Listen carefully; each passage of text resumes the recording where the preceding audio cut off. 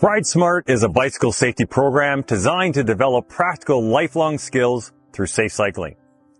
Using the Ontario Physical Health and Education curriculum, our program is engaging and interactive, equipping youth with new skills and cycling abilities.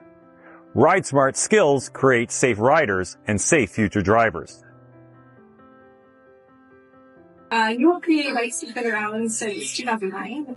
They started out just like a pop-up shop to fix bikes and has now grown into a charitable entity that has programs and bike repair. RideSmart started in 2016 when a teacher asked us to come in and teach bike safety. And what we realized was that most of the kids do have bikes, and the bikes they did bring more function. We put together a trailer, filled it with bikes and helmets and features, and then built a curriculum based off of the Ontario Ministry guidelines, as well as CanBike, which is a reputable training service for cycling education. By giving cycling education to kids, it really gives the gift and the assurance to families that their child knows how to navigate the streets. Their child knows how to turn right and how to turn left and how to keep themselves safe on a bike, but also the independence to be able to move in and around their city. For kids, it gives them the joy of being able to ride bikes with their friends and with their family members. We recently had a student who was so excited to learn how to ride a bike because she got to ride it with her dad.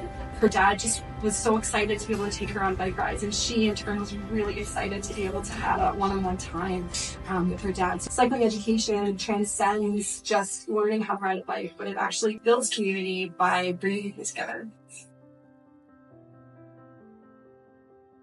We don't want to gatekeep what we have. We have an amazing program that we share in Hamilton, and we really strongly believe that it can be used provincially for the health and wellness of all communities.